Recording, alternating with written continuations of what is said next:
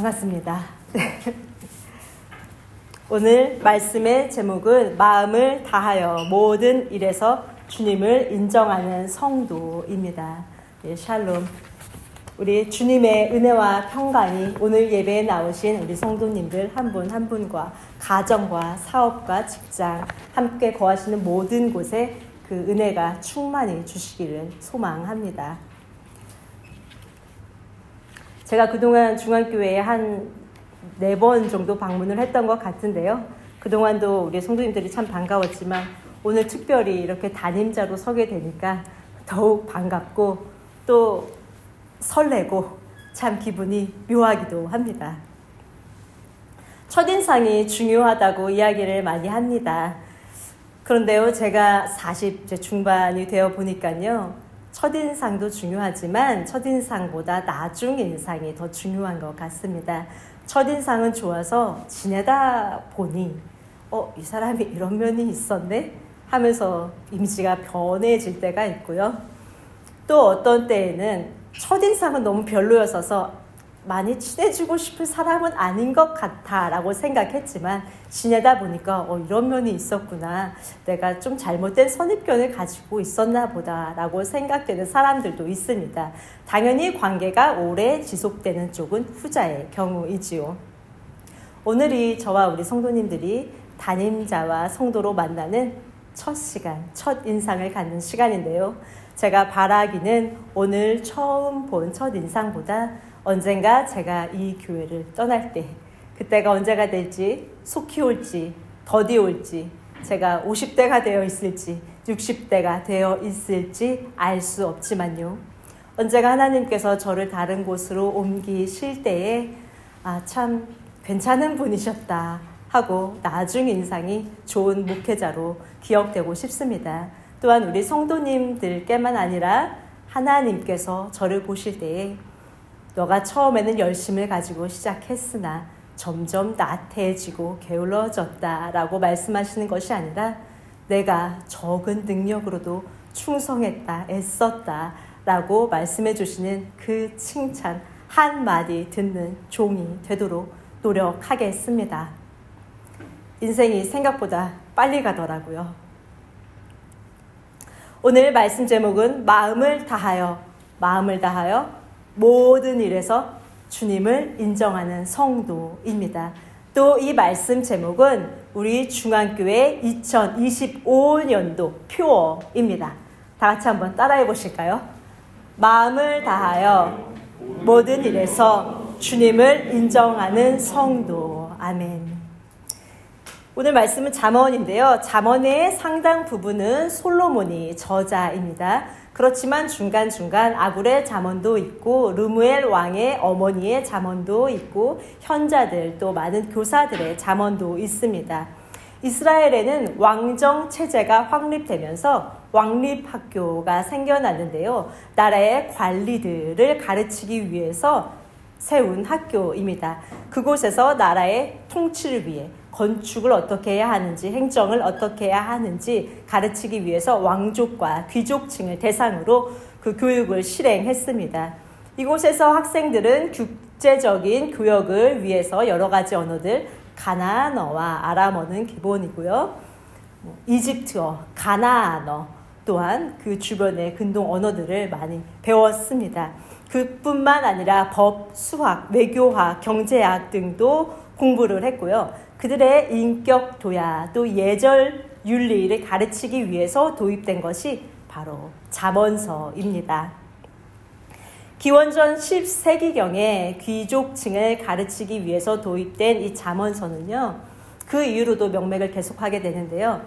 이스라엘이 먼저 멸망하고 남유다가 기원전 586년도에 바벨론에 의해서 멸망을 당했을 때도요, 왕립학교는 없어지지 않고 그 이후로 바벨론, 페르시아, 그리스, 로마에 이르기까지 그 통치국에서 총독을 임명하면 그 총독이 학교를 관리하는 형태로 학교는 계속 명맥이 유지가 됩니다. 그들이 포로기를 거치면서 성전 중심으로 모일 수가 없으니 회당 중심으로 모이기 시작했고요. 기원전 1세기경에는 회당뿐만 아니라 회당에 있는 공부방이 생겨나게 되는데요. 기원전 10세기에는 귀족들만 받을 수 있었던 이 잠언 교육이 이제 회당과 회당의 공부방에서 일반 대중들도 이 교육을 받을 수 있게 되는 길이 열리게 됩니다. 오늘 본문 3장 1절에 보면요. 1절에는 아이드라라고 본문이 시작되는데요. 이 아이드라는 히브리어 단어 벤이라는 단어로요. 아들아 혹은 젊은이라는 뜻이 있습니다. 우리도 청년들 볼 때는 어머니들께서 아들 이렇게 부르시기도 하시지요. 특히 이 단어는 당시에 선생님들이 제자들, 학생들을 부를 때 불렀던 호칭입니다. 우리도 오늘 이때 학생들과 같이 하나님이 어떠한 분이신지를 배우기를 원하는 학생들이고 예수님의 뒤를 따라가는 제자들입니다. 그러므로 이 아이들아 벤이라는 호칭은 바로 우리들, 저와 우리 성도님들을 지칭하는 단어입니다. 나라의 통치를 위해서 배우기 위해서 왕립학교에 모였던 학생들과 같이 오늘 우리는 나라의 통치까지는 아니라 할지라도 우리 마음의 통치를 위해서, 우리 가정의 통치를 위해서, 하나님 나라가 우리가 가는 모든 곳에 임하기 위해서 하나님 나라의 통치를 바라는 마음으로 이곳에 모였습니다. 오늘 잠언 말씀을 통하여서 우리 마음에 있는 모든 불법과 어리석음이 사라지고 오직 하나님의 통치만이 임하기를 소망합니다. 우리 유한한 인생은 각자 가지고 있는 불안들이 있습니다.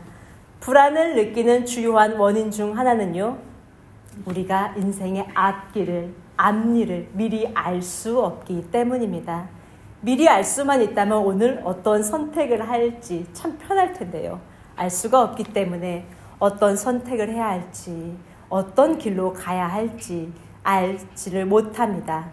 그래서 나 대신에 선택해줄 누군가를 찾습니다. 점집을 가기도 합니다. 어느 목사님께서 이런 말씀을 하신 적이 있습니다. 교인분께서 찾아오셔서 목사님, 제가 이번에 사업을 하려고 하는데 이 아이템과 이 아이템이 있습니다. 어떤 것을 할까요? 그래서 목사님께서 말씀해 주십니다. 성도님은 어떤 거를 더 좋아하십니까?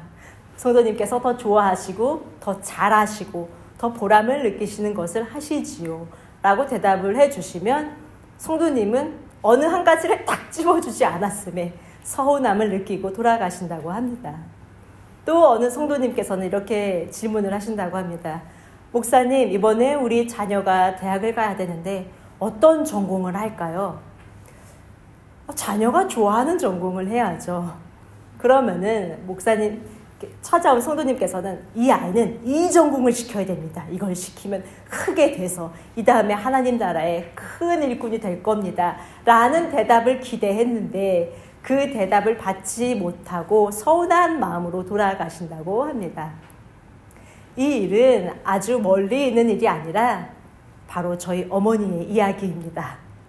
제가 고등학교 때 저희 어머니께서는 점집은 아니지만 교회에 어느 분께 찾아가셔서 어떤 전공을 시킬까요? 라고 여쭤보시고 그분께서는 저를 미술을 시키라고 하셨는데 제가 말을 듣지 않았었습니다.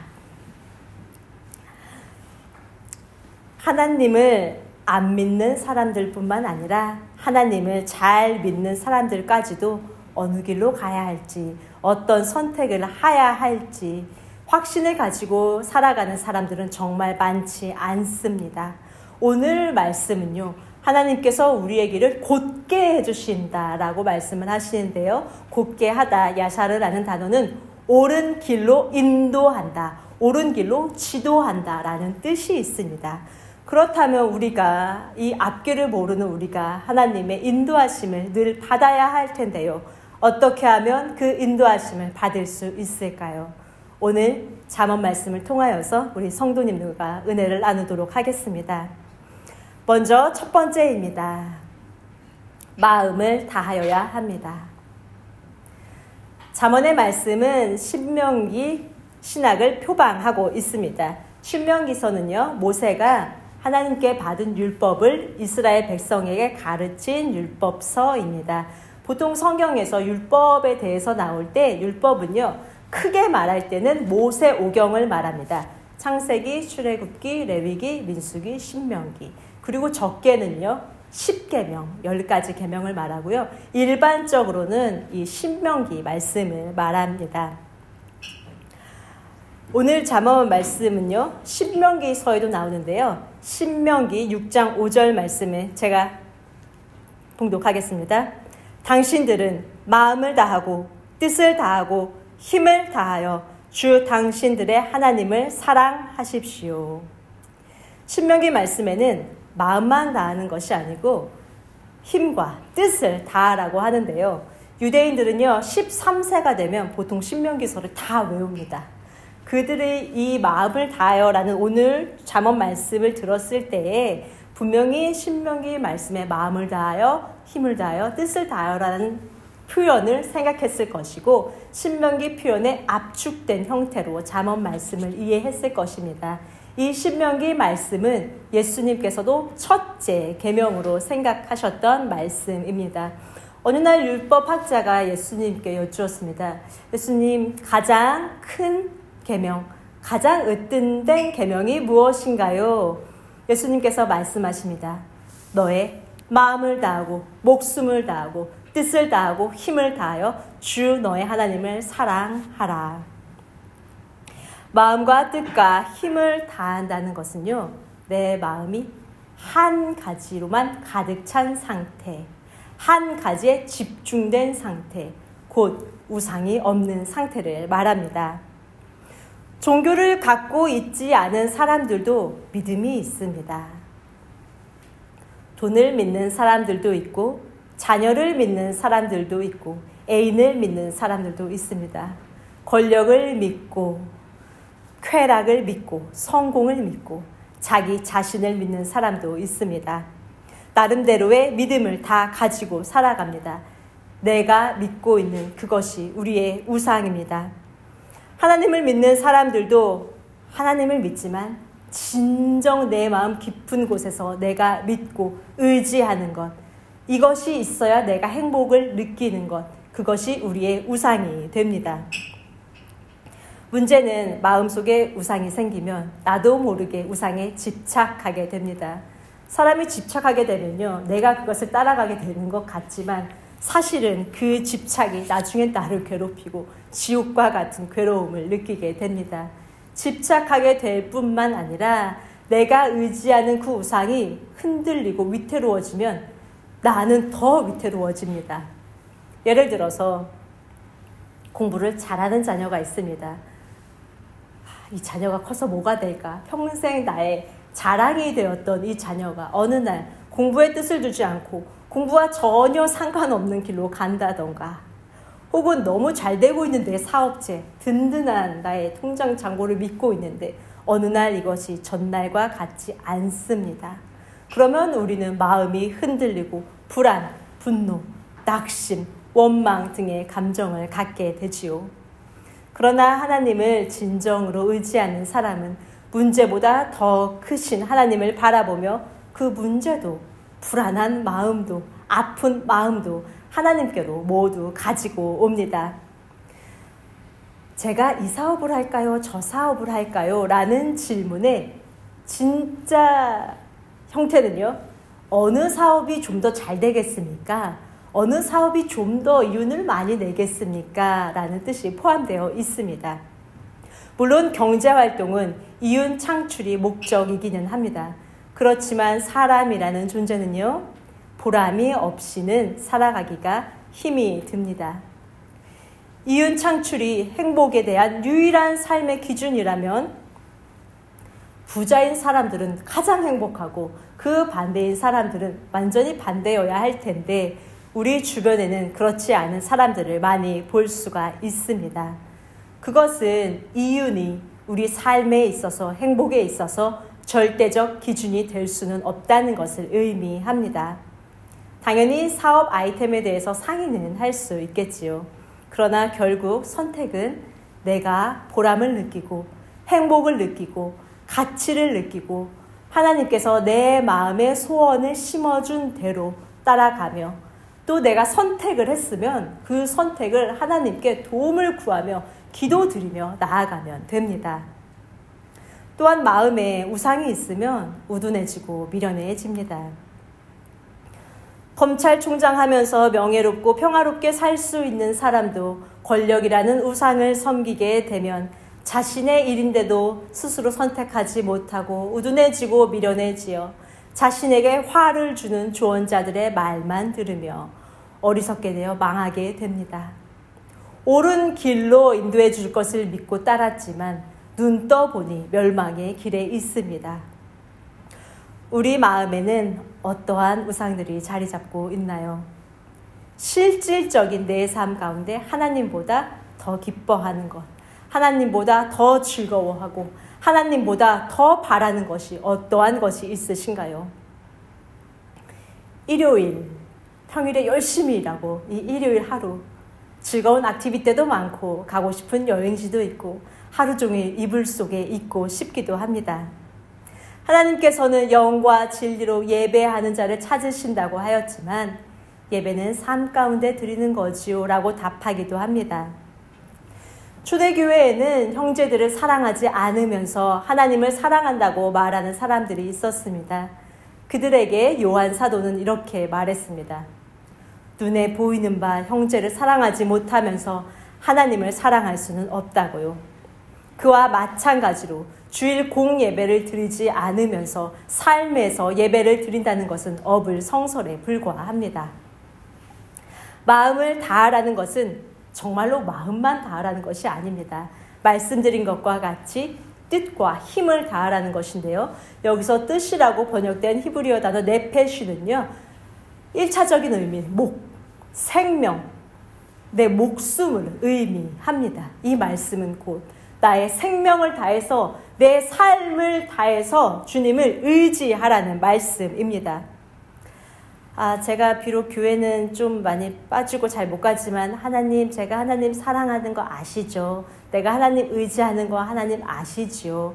라고 기도 드리시는 분이 혹시 계신가요? 그 대답은 야고보서에 나와 있습니다. 예수님의 친동생 된 야고보 사도의 대답입니다. 야고보서 2장 19절 그대는 하나님께서 한 분이심을 믿고 있습니다.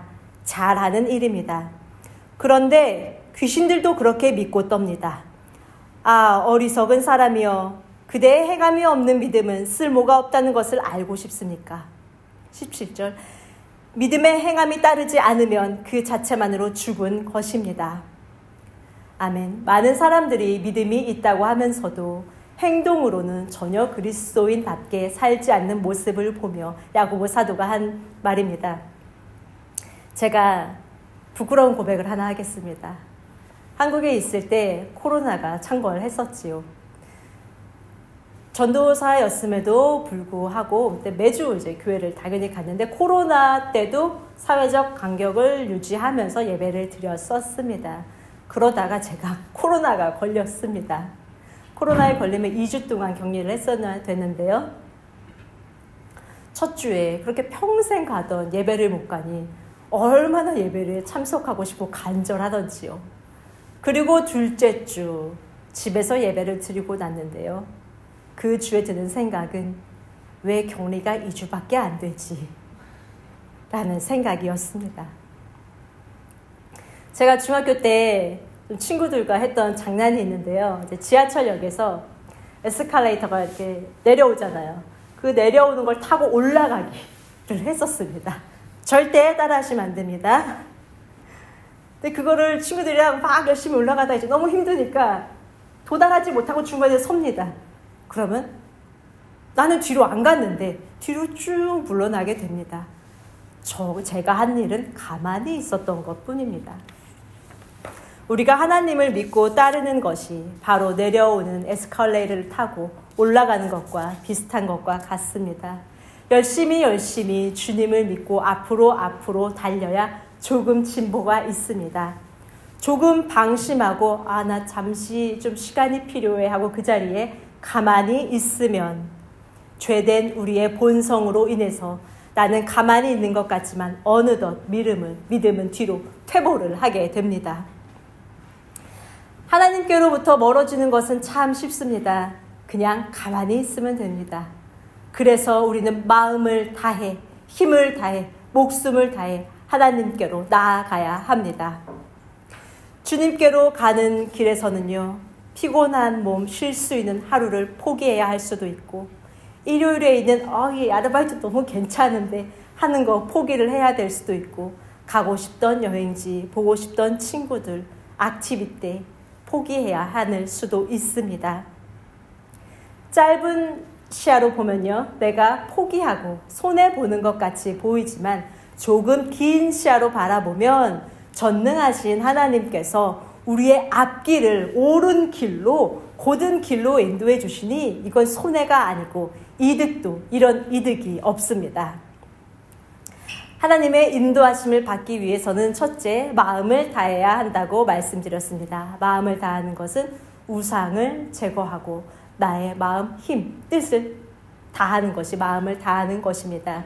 둘째, 하나님의 인도하심을 받기 위해서는 내 명철을 의지하지 말아야 합니다. 스스로의 판단과 생각, 지혜가 옳다고 생각되는 순간, 그때 이미 그 사람은 옳은 사람이 아닙니다. 특히 내가 옳다는 생각과 신앙이 더해지면 막대한 폭력도 가지게 됩니다. 중세 유럽, 스페인과 같은 일부 유럽 국가들에서는요, 카톨릭으로 개종을 하지 않으면 추방을 당하거나 처형을 당했습니다. 이슬람 문화가 처음 전파될 때 이슬람으로 개종을 하지 않으면요, 지지야라는 이름으로 막대한 세금을 내야만 했었고요.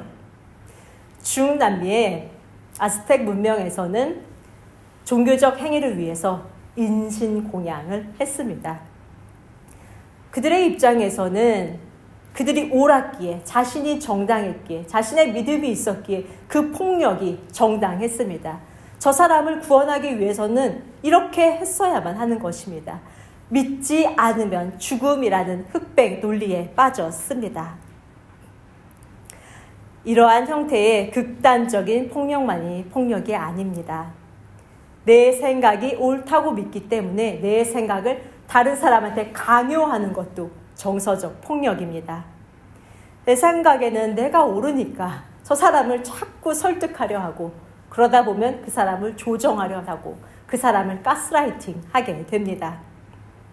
내가 옳다는 생각에 빠져 나와 뜻을 함께하지 않는 사람들이 모두 틀렸다고 생각하는 이분법적 사고방식으로 인해서 화합은커녕 불화만 더 생겨납니다.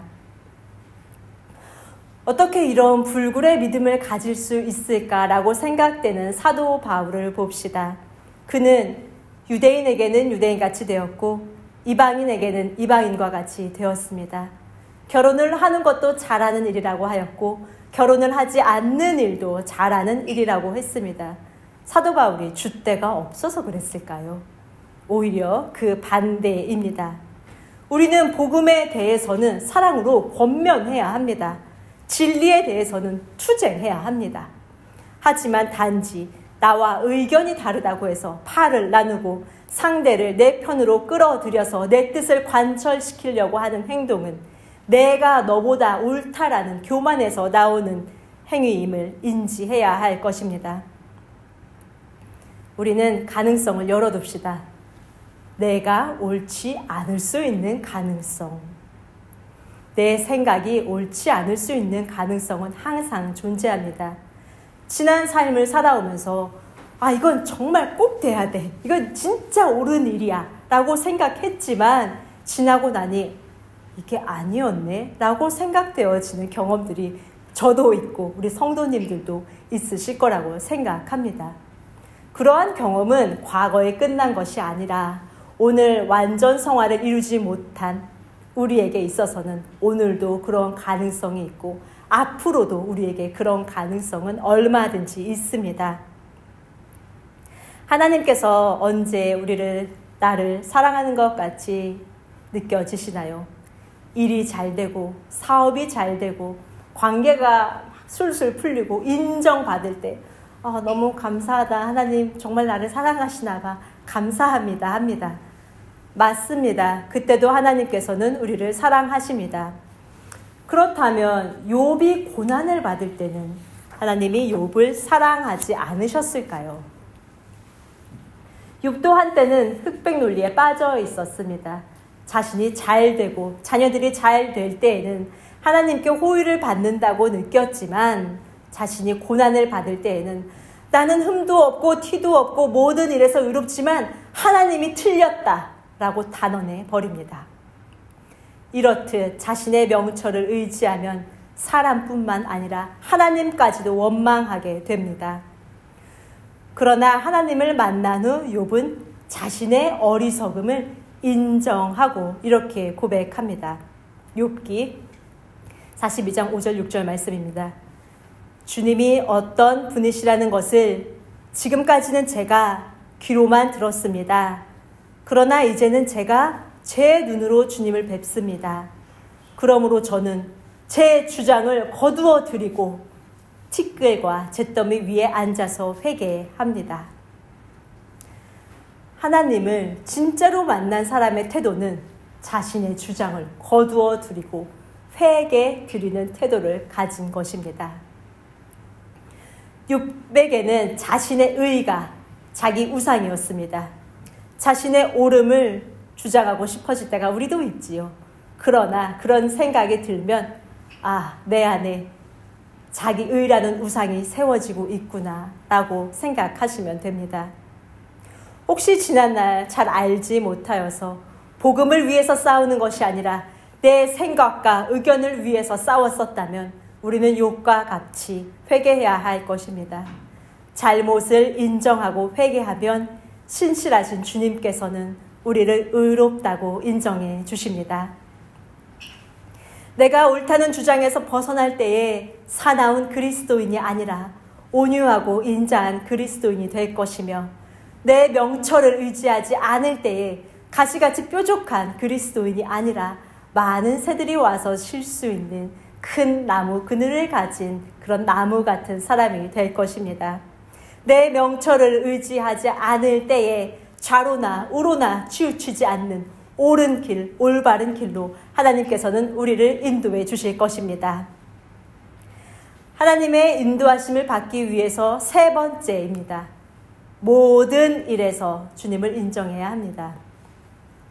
세옹지마라는 말을 우리 성도님들 다 아실 거라고 생각합니다.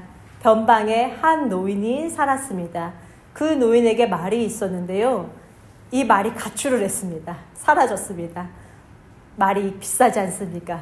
동네 사람들은 어머나 말이 가출했대 어쩌면 좋아 하고 위로를 해주려 했지만 그 노인은 가만히 말이 없었습니다.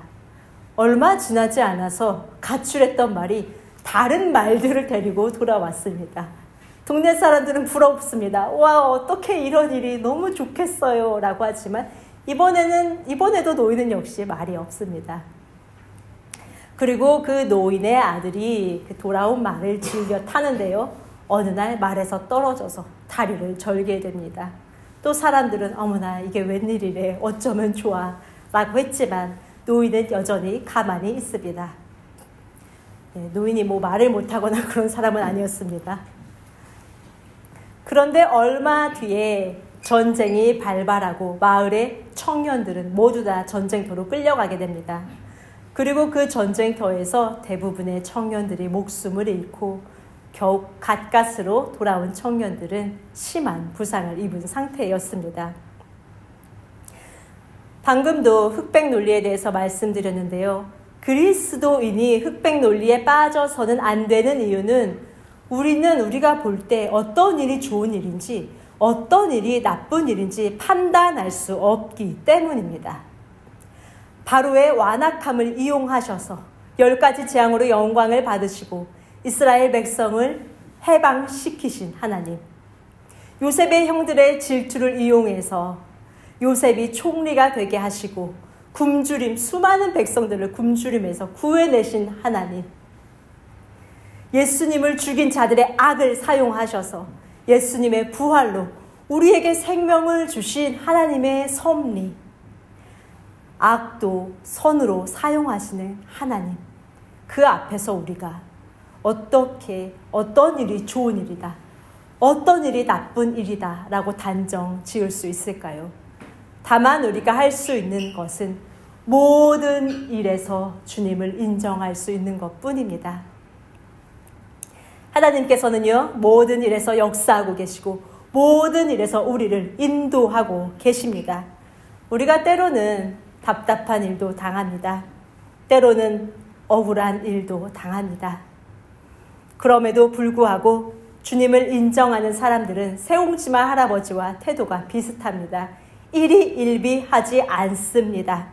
범사에 좋은 일이든 나쁜 일이든 모든 일에서 주님을 인정하기 때문입니다. 그래서 사도 바울은 이렇게 고백합니다. 고린도후서 4장 8절 9절 말씀. 우리는 사방으로 죄어들어도 움츠러들지 않으며 답답한 일을 당해도 낙심하지 않으며 박해를 당해도 버림받지 않으며 거꾸러뜨림을 당해도 망하지 않습니다. 사도 바울은 이렇게 말하지 않습니다. 답답한 일을 당해도 역전의 하나님께서 나타나셔서 반드시 나를 영광스럽게 세워주실 것이며 박해를 당해도 나를 영광스럽게 풀려나게 해주실 것이고 거꾸로 트림을 당하면 천사를 보내어 주시어 나를 굳게 붙들어 주실 것이다 라고 말하진 않습니다. 물론 주님께서는요, 당신의 사랑하는 자녀를 괴롭히는 자를 그냥 두지는 않으시는 분 맞으신데요, 아주 어떤 때에는 이 땅에서 어떠한 보상도 역전의 일도 반전도 없을 때도 있습니다. 병마와 불의의 사고로 가족을 먼저 잃은 사람들에게 그 무엇으로 위로가 될 수 있을까요? 그 무엇을 준다 한들 그 슬픔과 맞바꿀 수가 있을까요? 욥이 고난을 받은 이후에 재산이 2배가 되었습니다. 10명의 자녀가 죽었지만 다시 10명의 자녀가 생겼습니다. 또 그들은 외모도 매우 출중했습니다. 그렇다면 욥이 나는 이제 재산도 2배가 되었고 또 10자녀가 생겼으니 이전에 10명의 자녀를 잃은 슬픔은, 그리움은 없을까요? 제 생각에는요, 아무리 재산이 2배가 되었어도 여전히 내 사랑했던 10명의 자녀들이 그리웠을 것 같고 여전히 슬펐을 것 같습니다. 그 무엇으로도 보상이 되지 않는 일 앞에서도 하나님은 선하신 분이며 하나님은 전능하신 분이라는 사실을, 그 명제를 우리가 부인하지 않고 인정하는 것은 보통 일이 아닙니다. 혹시 나의 힘으로는 어찌할 수 없는 문제 앞에 상황에 계신 우리 성도님들이 계시다면 주님께서 친히 동행해 주시며 위로해 주시기를 소망합니다. 말씀을 정리하겠습니다. 우리 인생은 앞일을 알 수가 없습니다. 그래서 주님의 인도하심이 필요합니다. 주님의 인도하심을 받기 위해서는 마음을 다해야 합니다. 마음을 다하는 것은 모든 우상을 제거하고 목숨과 힘과 뜻을 다하는 것입니다. 둘째로는 내 명철을 의지하지 않아야 합니다. 내 명철을 의지하면 흑백 논리에 빠지고 화평케 하는 자가 아닌 불화케 하는 자가 되며 가스라이팅을 하는 자 아니면 가스라이팅을 당하는 자가 됩니다. 우리는 오직 완전하고 온전한 지혜와 지식을 가지신 하나님만을 의지합시다. 세 번째는 모든 일에서 좋아 보이는 일과 좋아 보이지 않는 모든 일 앞에서 주님을 인정해야 합니다. 오늘 잠언 말씀 3장 5절 6절을 다시 한번 다 같이 읽겠습니다. 잠언 3장 5절 6절 시작. 너의 마음을 다하여 주님을 의뢰하고 너의 명철을 의지하지 말아라. 내가 하는 모든 일에서 주님을 인정하여라. 그러면 주님께서 내가 가는 길을 곧게 하실 것이다. 아멘. 우리 중앙교회 2025년도 표어가 뭐였죠? 마음을 다하여 모든 일에서 주님을 인정하는 성도. 아멘. 오늘 잠언 말씀대로 우리 교회 표어대로 마음을 다해서 모든 일에서 주님을 인정하여서 밤이나 낮이나 우리 주님의 인도하신 대로 예비하신 대로 선하신 길로 인도하심을 받는 저와 우리 성도님들 한 분 한 분 되시기를 예수님의 이름으로 축복합니다. 기도드리시겠습니다.